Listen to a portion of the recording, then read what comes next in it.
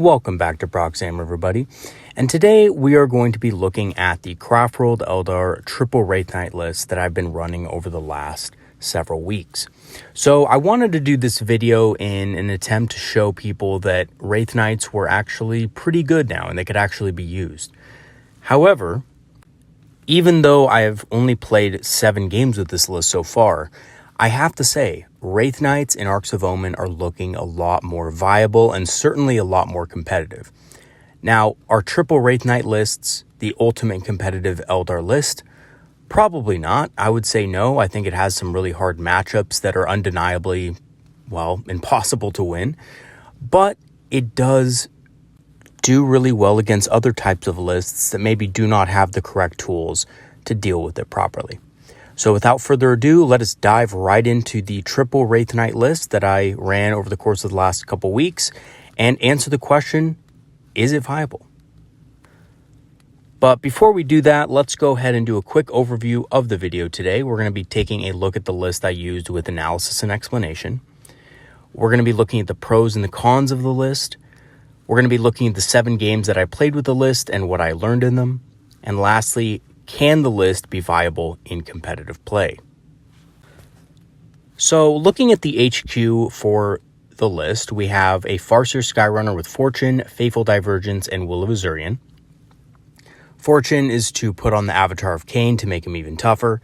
Fateful Divergence is to farm those command points, which are very useful in this type of list, as they are honestly in all Eldar lists. And we have Will of Azurian to give objective secured to my characters.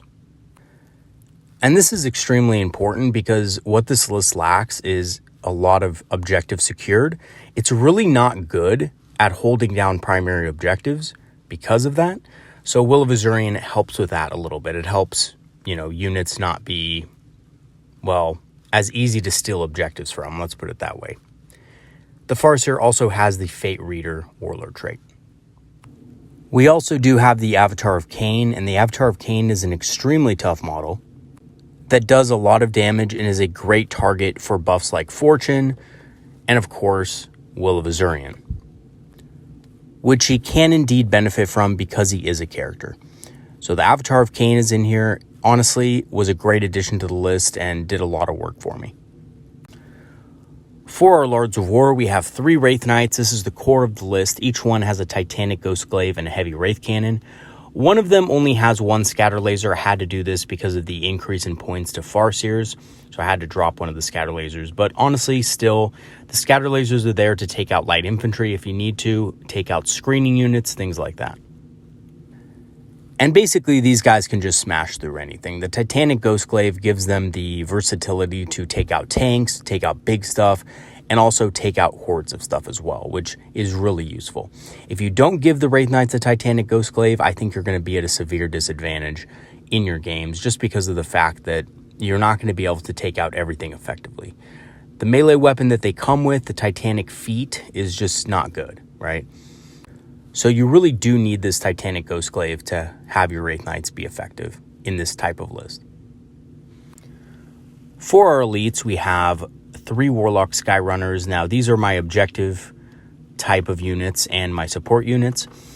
One of them has Horrify and Embolden with the Ghost Helm of Al-Shazir. So this one is normally doing Warp Ritual. However, in some matchups that I played, I found it was better to actually just cast Horrify and use the Jinx and Protect one for Warp Ritual. And the reason why is because Horrify was absolutely devastating against certain units that I had to go against. So Horrify basically makes an enemy unit strike last in combat, even if they charge. So let's take, for example, a unit like 10 Terminators with Thunderhammer and Storm Shield. If they're about to assault into a Wraithknight, they're probably going to kill it, right? I mean, that's a lot of damage. Even with -1 damage, it's just a lot of damage coming in. However, you cast Horrify on them, allow the Wraithknight to strike first, you're going to devastate a lot of those Terminators. Even with a 4+ invul, a lot of them are going to fall. And on top of that, they're not going to be dealing as much damage to you. So it kind of puts your opponent in a really bad spot to cast Horrify on a big unit like that. I also do have a Warlock Skyrunner with Quicken and Restrain to bring back whatever units I need to, back to safety, and then a Warlock Skyrunner with Jinx and Protect. Honestly, I found that this was probably not as useful, but it was useful with the scatter lasers, being able to basically knock an armor point off of a lot of infantry so that my scatter lasers could do a better job. And lastly, for fast attack, we have 2 Vipers with scatter lasers. Just kept them cheap because that's really all I could afford in this type of list, was just to keep them as cheap as possible and use them as a screen or an objective type unit that could, basically bait enemies out onto objectives, force enemies to react to my movements, and also score on secondary objectives as well, like behind enemy lines and things like that. So the pros of this list are that it's extremely tough and largely invalidates strength 4 weaponry. So everything being pretty much toughness 8 that the enemy can see and shoot easily is going to be really hard for bolters and other weapons like bolters to be able to kill, right? You're going to be needing to wound on 6s. Most of the time, Wraithknights are going to be getting a 3+ save against that.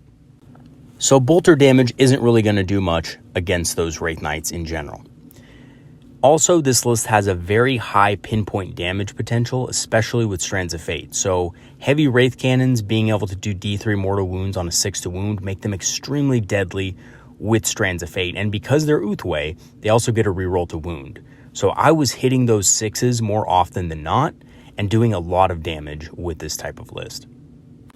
And later on, when I talk about my game versus Imperial Guard, I will tell you guys a little more about this. These guys were basically one-shotting Leman Russ battle tanks with their heavy Wraith Cannons.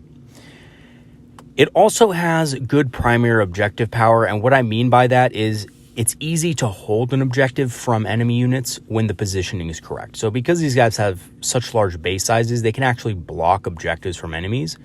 So they're good at holding down objectives when they're already on them. However, what they're not good at doing is taking objectives away from enemy units, which was a problem that I had against both Imperial Guard and Necrons, basically, because they just had so many bodies on the table, especially Necrons. It was really difficult to take objectives away from them easily.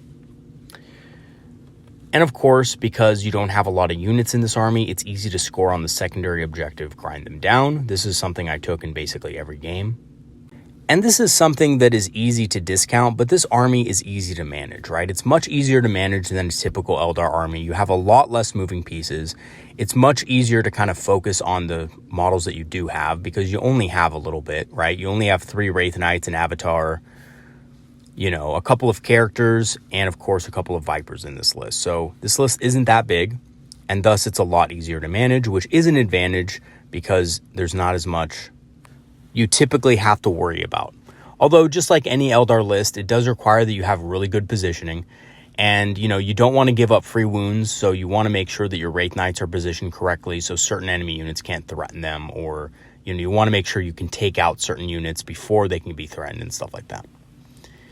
Wraithknights are also pretty much effective against mostly everything, so this was a huge advantage. I didn't really need to bother with specialist units because the Wraithknights took care of it all.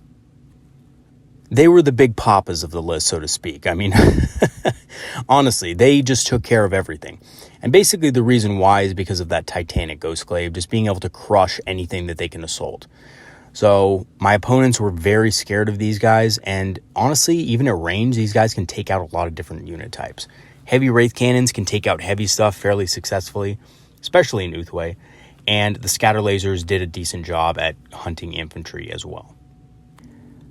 However, for all the pros, there were cons, of course. So the cons of this list were that they had really bad matchups against anything that auto-wounded or wounds on a fixed number, and that's the case for everything. I didn't go against certain armies, right? I didn't go against a Hail of Doom list, which I'm sure would be very effective against this list. I didn't go against a Leagues of Votann list, although I'm sure Leagues of Votann would also have a very easy time dealing with this type of army. It's also really easily outmaneuvered due to the small number of models. And again, there was a game which I was completely outmaneuvered in. And I think really fast and hard-hitting armies can do that and still hit super hard against them. And it's also prone to screening and doesn't have a whole lot of anti-ranged infantry power. So what I mean by that is, yes, you do have the scatter lasers in this list, but it's not your typical anti-infantry ranged firepower that you would have in a normal Eldar list. You don't have things like warp spiders, you don't have things like dire avengers, which can very cost-effectively trade with cheaper units. You just don't have that available to you, which means most of the time your Wraithknights, even though you do have 2 scatter lasers on them, just aren't going to have the same hitting power as those other units would. So here's what I learned in my 7 games with the list, and my opponents were as follows. So I had a game against Ultramarines, Iron Hands, Dark Eldar, Imperial Guard, Dark Angels, Necrons, and Death Guard. Now, I did want to play more games with this list, but honestly, I wanted to make this video for you guys, and it took me long enough already to play the games and to come out with this, so I wanted to go ahead and cut it a little bit short. But I probably will play this again against other types of armies. For now, though, I just have these 7 opponents that I wanted to show you guys. And basically, this gave me a pretty good overview of what the army could do anyway. This was a pretty good mix of army types and styles. So without further ado, let us go right into the analysis. So my first matchup was against Ultramarines, and this is an opponent that I've gone against many times. He has a mechanized list with Primaris Marines and Rhinos, backed up by Eradicators. He has 2 big squads of those, and he has 2 Redemptor Dreadnoughts. He sometimes brings a Predator. He may or may not. In this game, he just brought multiple Redemptor Dreadnoughts. So here are the results. Basically, once I took out the Eradicators, which was in the first couple of turns with superior range, the Avatar and the Wraithknights were able to bully the rest of the list. So they weren't able to really do anything against me. The Eradicators only have a 24-inch range, so they're very hard to get into a good position to fire if they're going against stuff with superior range, which I had. So when my opponent moved them up, I just pretty much blasted them right off the table. So I was telling him he probably should have kept them behind obscuring terrain, but the fact of the matter is they had such a short range, they really weren't going to be in range of anything to be able to shoot turn 1. And if he did put them in reserve, that was going to give me 2 turns in his mind because I did go first. It was going to give me 2 turns to just wipe out the rest of his list with the Wraithknights, and he didn't want to have me doing that because then even if his Eradicators did come in, they would have come into a dead army. So I do understand that. However, I still would have put them in reserve myself, just being an Eldar player. I would have put them in reserve, waited, and just used them as a deterrent to basically prevent my opponent from being able to just run over my entire list, right? So in conclusion, in this game, I maxed Grind, Warp Ritual, and Behind Enemy Lines. I scored a bunch on primaries and left half of the board in my control and ended up sweeping the other side on turns 4 and 5. So I didn't quite table my opponent, but it was pretty close to the fact that I was controlling the entire board and he didn't really have a lot left besides his characters. He had a couple of Rhinos on the board that were just on his home objective, and that's about it. He wasn't really in a position to do much after that. So this was a pretty crushing victory. And honestly, what I learned from this game is that if your opponent does not have the tools to deal with this type of army, or if you eliminate those tools within the first couple of turns of the game, it's going to be really hard for your opponent to do anything against you. Now, the next game was against Iron Hands. Now, this list had a massive amount of Devastators in it in draw pods. He had 3 full units with multi-meltas. He had 10 Terminators with Storm Shield and Thunderhammer, which in Iron Hands, by the way, is pretty good because they get that feel no pain. And it was backed up by a few Redemptor Dreadnoughts, again, and Primaris Infantry. And again, Redemptors are pretty decent with Iron Hands as well. So here were the results. Basically, turn 1, the 3 units of Devastators dropped down in draw pods and burned a Wraithknight down. There wasn't much I could do about that. I did go second. I didn't want to put all my Wraithknights in reserve, and I figured he was going to be able to kill one of them. However, because I had Strands of Fate, because I had, invul saves and stuff like that, the multi-meltas were not able to kill more than one Wraithknight, which was absolutely clutch because at that point, the other 2 Wraithknights were able to sweep away the Devastators. Again, he did get rather close. And that was probably another mistake my opponent made. He got a little bit too close, but his argument was he thought he could kill more of them. He thought he could actually kill more Wraithknights, so he was a little bit surprised at that. And he wanted to, at the same time, take the objective that was in no man's land. So he did land around that objective so he could control it at the same time. So my Wraithknights, however, were able to come in, sweep away his Devastators. The drop pods, unfortunately, did block me from actually getting on the objective, which was a smart move. And behind the drop pods, he had his unit of 10 Assault Terminators waiting. Now, the cheeky part of this battle was that my Warlock moved up and cast Horrify on the huge Terminator unit, which ended up charging into the Avatar and one of the Wraithknights and getting absolutely wrecked. So this was another mistake my opponent made. I cast Horrify on him, and that was a little bit of a, well, for him, kind of a downer, and he felt like he needed to charge them in anyway. And because of the positioning of my Avatar and one of my Wraithknights, he was unable to assault one without assaulting the other. Because remember, the Avatar is a character. It does get heroic intervention. So I was able to heroically intervene with the Avatar because, you know, if he didn't make contact, I should say. So he kind of had to make contact with both units anyway. And because they were horrified, they got absolutely, again, wrecked. And pretty much after those threats were dealt with in the first couple of turns, the rest of the list bullied the rest of his army, just like the Ultramarines game before it. So in conclusion, once the big threat to the Knights and the Avatar were dealt with, it was pretty much the same story as the Ultramarines game. My opponent had no real ways of dealing with them, and the Wraithknights smashed through the rest of his forces. And honestly, even Wraithknights or even Vipers or anything like that, they're not great at holding objectives, but if you're winning the battle all across the board and your opponent can't do anything to fight those Wraithknights, it's going to be very easy for you to just pick up objectives across the battlefield. And even though Iron Hands is a very strong army right now, if you don't have the tools to deal with the Wraithknights really effectively, then you're not going to be able to succeed. All right. So even though he did have the multi-meltas, in my opinion, he kind of went a little bit too deep in with them and wasn't able to maximize the effectiveness of those models. Now, a couple days later, I did go against a Dark Eldar opponent.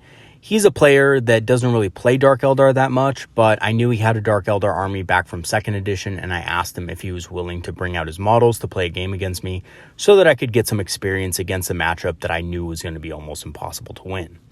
So he had a very Kabbalite heavy list with a heavy poison spec, all of his poison weapons wounded on a 3+. I think it's called Poison Tongue, and his army was mounted in Raiders and Venoms as well, it was kind of funny.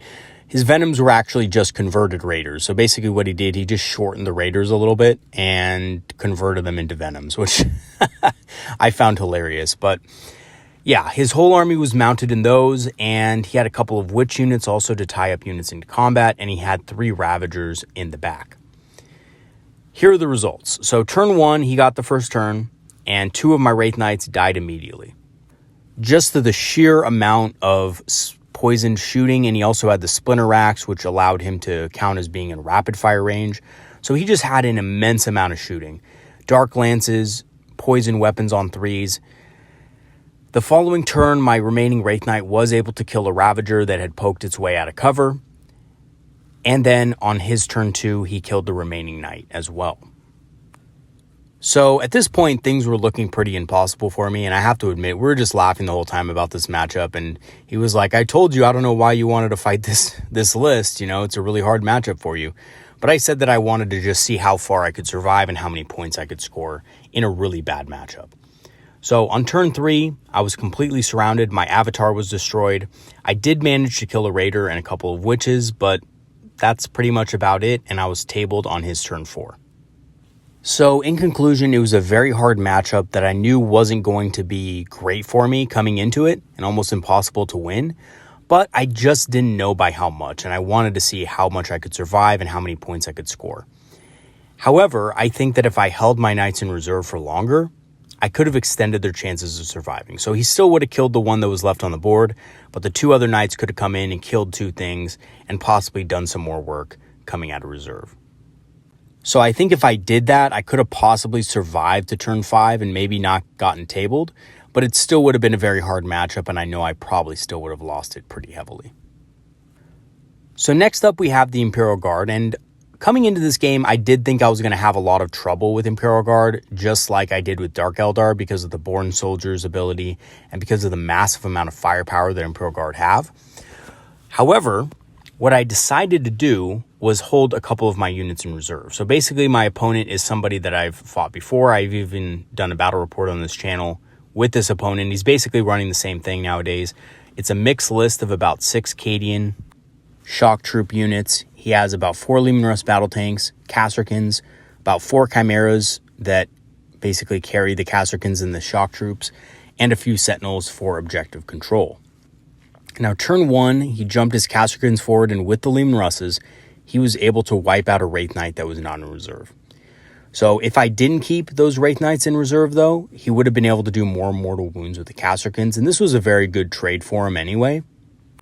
Kasrkins are a very cheap unit, so he was really happy to be able to make that trade. So basically, if you guys don't know this combo, the Kasrkins take the Barbican's Key relic, and they jump forward. It's basically like a pseudo deep strike. It's like a teleport, so you can't forewarn against it or anything like that because they're not coming from reserve. And they use the command points for overcharged last cells and a couple of other things that allow the Kasrkins to do a bunch of mortal wounds. And that's on top of the fact that they also have Born Soldiers. So they were able to, with the Leman Russ battle tanks, completely wipe out the Wraithknight. So I played pretty passive until my turn 2. I only killed the Kasrkins and the engaging Sentinels with the Vipers. So I didn't kill the Sentinels. I engaged them with Vipers to contest those objectives, which I thought was probably the best maneuver because they had advanced deployed onto those objectives. So I was kind of able to prevent him from scoring on those. And yes, the Kasrkins I was able to easily kill because they were very close. They were within 12 inches of the Wraithknight when they killed them. So they were dead, of course. And I was also able to keep the rest of my forces alive until the 2 Wraithknights came in from reserve. So on turn 2, the Wraithknights came in and killed 2 Leman Russ battle tanks that were in range. So the heavy Wraith Cannons basically each killed a Leman Russ battle tank on their own with Strands of Fate and with the reroll to wound that Uthway get. It was insane. They were doing tons of damage. So in case some of you guys don't know, the heavy Wraith Cannon gets D3 shots, and it does D3 plus 6 damage. Plus, there's a Mortal Wounds proc where it can do D3 Mortal Wounds. So a heavy Wraith Cannon is easily capable of killing a heavy vehicle like a Leman Russ battle tank in a single turn of shooting.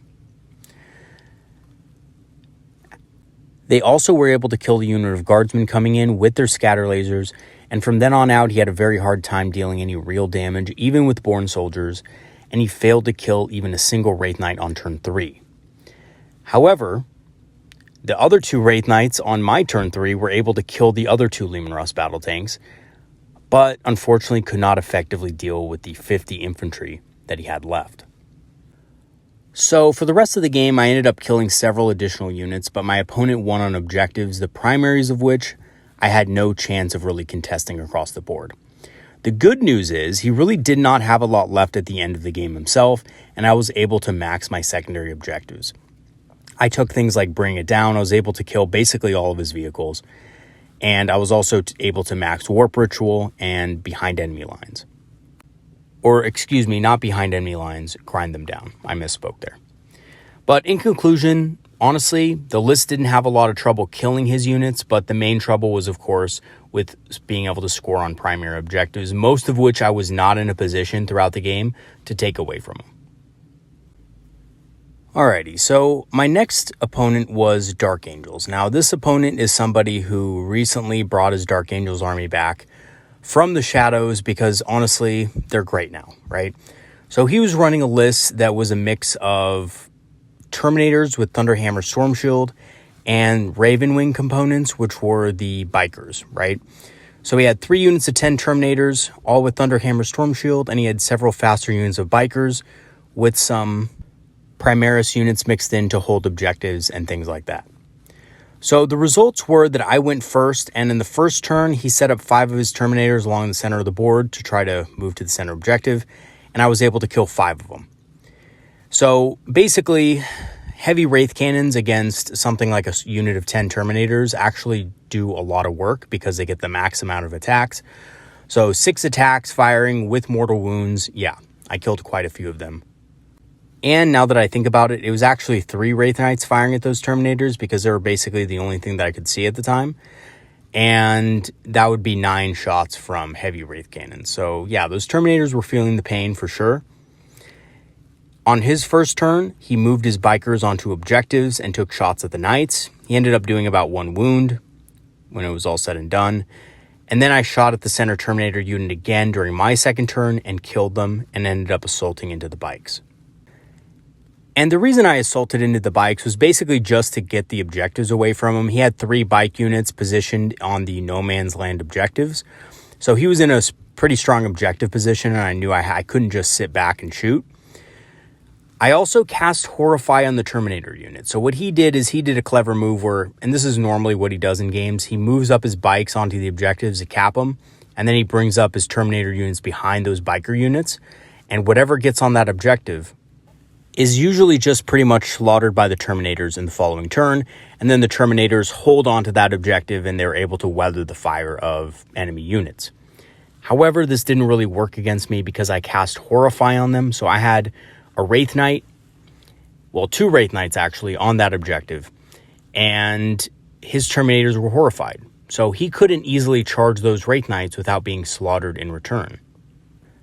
Meanwhile, I used my avatar to cover my right flank against a huge group of bikes that was coming to my flank on the right-hand side of the board, and he decided to park the horrified Terminators nearest to the objective rather than charge in.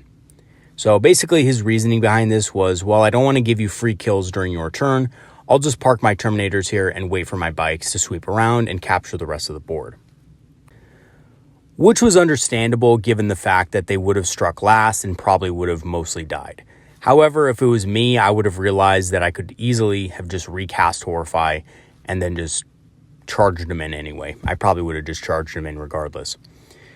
His bikes did manage to kill a Viper that was on an objective, or contesting an objective, I should say, on the right-hand side, and that was basically the end of that turn. So in my turn, I ended up charging the Terminators with the 2 Wraithknights and obliterated them, casting Horrify again so they couldn't interrupt, and my other Viper body blocked the last unit while my Fortuned Avatar moved to intercept the bikes, which were spreading out and getting behind enemy lines on my right-hand side, as well as taking objectives. On turns 4 and 5, my Avatar was able to clear out the bikes, and the Knights cleared the last Terminator unit, which was again horrified so that he wouldn't be able to interrupt after my first Wraithknight attacked. So in this game, I ended up maxing out my secondaries, and I did pretty well on primaries as anything that charged my Avatar or Knights got wiped out. So in conclusion, the toughness of the Knights with the -1 damage really hurt his ability to damage my army in any significant way. And Horrify completely trivialized his Terminators to the point where he asked me actually to check the psychic power and the rule interaction. And I ended up winning this battle by about 20 victory points. So that was a little bit of a salty moment on him. And basically, he kind of called me out on it and wanted to know what the rule interaction was and what the psychic power did. And, I was happy to show him. And obviously, that's how Horrify works. So after he figured out, yes, that is indeed how it works, he had a couple of choice words for my Eldar army, and then, he had to basically concede and admit that he probably should bring a librarian next time. Little to his knowledge, which it didn't come up in this game at all because he didn't have a Psyker whatsoever, but little to his knowledge, I have the Ghost Helm of Al-Shazir. So if he does bring a librarian next time we have a battle, this Wraithknight list against his, unfortunately, 66% of the time, he's not going to be able to deny the power anyway. So, I think it's just a little bit tough to go into a list, an Eldar list, with a unit of 10 Terminators like that because of the Horrify psychic power. It really makes combat units much less effective, especially if you have combat units of your own. Okay, so on to my next opponent. It was a Necron player. He basically ran an army with a ton of warriors, some Tomb Blades, and Annihilation Barges. So the Annihilation Barges pretty much went down super easily and didn't really do a whole lot of damage, as they do. Annihilation Barges aren't that great overall. Meanwhile, his 80 warriors, and I think he actually had 100 of them now that I think about it, got onto objectives first thanks to his army-wide pregame movement. and blocked me off of the objectives. And the Tomb Blades went right in front of his warriors and spaced out pretty expertly to the point where I was only able to kill them, but not able to charge the warriors directly to take the objectives away. So I was able to shoot the Tomb Blades away, but not to the point where I was also able to charge into the warriors effectively. And then when I was able to get through the Tomb Blades in the next turn, between having a Resurrection Orb and reanimation protocols, my Wraithknights just were not able to take the objectives away in time or respond to the other side of the board, although his army barely did any damage. Honestly, he didn't do any damage to my Wraithknights throughout the game whatsoever, except some chip damage here and there. He won handily on objectives, which it was honestly hard even for the Avatar to chew through units of warriors that were all getting reanimation protocols. He had a Res Orb that was available to him as well. So it was just really hard to chew through all of his units at once. And I did make a mistake, however. I overestimated the amount of damage sweeps could do to warrior units. And in conclusion, I think I should have kept the Knights closer together and just focused down one unit at a time with the sweeps instead of spending my charges, or I should say spreading my charges out and hoping to kill multiple units when the math really wasn't there. So unfortunately, I did try to engage 2 units at once with all my Knights. And yes, against a normal army, that would have worked just fine. That would have been great. But against Necrons, because of the reanimation protocols, which he was rolling hot on, not that that made so much of a difference, but, you know, when you're trying to chew through 20 warriors, you kill 10 of them, and then 7 of them come back up. It's like, oh, oh, right, I forgot, you know? So it was fairly difficult to deal with. But, you know, again, I think I would have concentrated my forces a little bit better. And I think that game was much more winnable on the secondary objective front and the primary objective front if I had done that. Because, again, once the Wraithknights do clear those units away, their large base size will make it impossible for slow-moving Necron units to take away that objective again, as long as you're able to prevent them from actually getting on to the objective. So, again, Necrons, all objective secured, right? If they get even one warrior onto an objective with a Wraith Knight, they're going to take the objective. So you use your large base size and you use units like Vipers to prevent them from doing so. And lastly, we had the Death Guard. So had a game against Death Guard shortly after that game with Necrons. He was running a lot of Plague Marines. He was running a few units of Poxwalkers for backfield objectives. And they were backed up by a unit of Blight Drones, transports, a Terminator unit, and a Plague Crawler. So here were the results. Basically, his army couldn't really damage me, and in melee, my Knights killed his units with no real issues. So I know that Death Guard units get Plague Knives, and they can wound on 4s in combat, and they can also reduce strength and stuff like that. But really, it just wasn't enough. I was still wounding on 3s. I was still sweeping through their units pretty much no problem. Especially with the fact that I also had scatter lasers to shoot before I went in, as well as the heavy Wraith cannons that were firing away. So he just really couldn't deal damage to my units, and at the same time, I was able to kind of sweep through his without many issues. And again, mathematically, besides, losing the -1 to damage on the sweeps, I wasn't really losing a lot. I was still wounding on 3s because he had toughness 5, so even the sweep was still wounding on 3s. And I just wasn't really having that hard of a time dealing with those units in general. The drones died to a single turn of shooting from the Knights, and the same went with the Terminators the next turn, who were also horrified as well, even though it didn't end up mattering, because I was just basically able to take them out with the heavy Wraith cannons. Jinx plus the scatter lasers were also able to do some real work against those units, and I smashed through his forces on the left side, taking that side of the board in the early game. And while he took the right-hand side of the board, in turns 3 to 5, my Knights were able to go on the attack, clear him out from that side of the board, while my Vipers defended objectives on the left while killing a few of his Poxwalker units. Which again, Poxwalkers are pretty easy to take out. Even units like Vipers can take them out pretty effectively. A pair of Vipers with scatter lasers can take them out pretty easily. So in conclusion, I think the massive damage of the Knights was basically able to override most of his defensive bonuses that Death Guard get, especially with the lack of Armor of Contempt. It was really much easier to deal with them. And honestly, they didn't really have a lot of tools in retaliation to kill the knights without the Terminators and the drones, which of course, both of those units died early because, well, you know, heavy Wraith cannons. That's why they were not able to survive that attack. So after I had played my 7 games, I thought to myself, can this list really be viable in competitive play? So I actually think it can very well be at least semi-viable in competitive play, but will struggle hard against armies like Dark Eldar, Harlequins, and really anything with high mobility and damage. So even things like that I didn't fight, like Tau, would be very hard for this army to deal with. Tau is extremely mobile. They do a lot of damage. Tau would probably rip a couple of these Wraithknights apart in the first couple of turns because they have such high damage again and their mobility is very good. So one thing is for sure though, I think Wraithknights are much improved in Arks of Omen and are a lot more viable in general. So even if you didn't want to run a Wraithknight army, even if you just wanted to have one Wraithknight, for example, in a Nuthwe list, I think it could be very viable and very strong. Plus, the list is just really fun to play regardless of the matchup. I have to say, it was, again, one of the most fun lists I've played in Arks so far. So yeah, in conclusion, I did have a lot of fun playing this list, and I honestly surprised several people in my group who thought I was just memeing with this army. So when I brought this to the table, they were like, oh, no way, this is a meme, right? You're doing this, you know, to just meme and play around with this. But honestly, I have to say, they were surprised to know that this army could actually do some serious damage. Now, obviously, it did have some bad matchups, but quite a few of my opponents were taken off guard by it. And that was largely due to the fact that the combination of high toughness, great psychic support, and immense damage with the Strands of Fate synergy is just super powerful and too much for some armies to handle.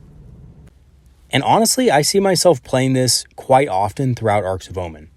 So many of you guys know this by now, but I try a lot of different stuff out. I play a lot of different types of lists. I'm not just, you know, a pure Uthwe player or a pure Biel-Tan player or whatever. I'd like to try out pretty much everything with my Eldar, which means that I probably won't be just playing this list. I have another couple of videos coming up where I want to do some test games with the Samhain as well as the LA Talk, and I want to kind of get back into those factions and see how they are looking in Arks of Omen.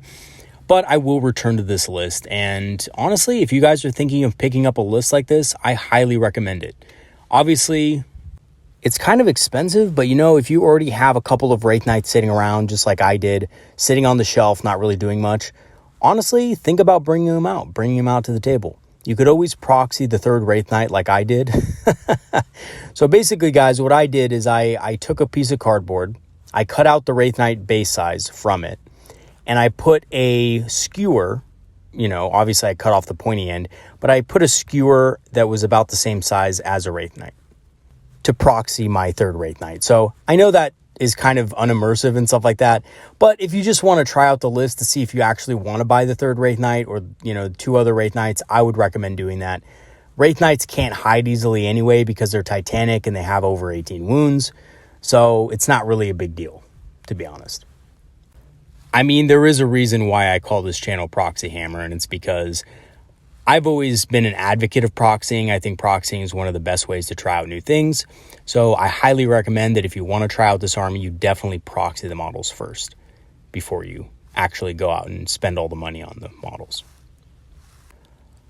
All right, everybody, that's going to be it for today's video. Thanks for watching. Really appreciate the support.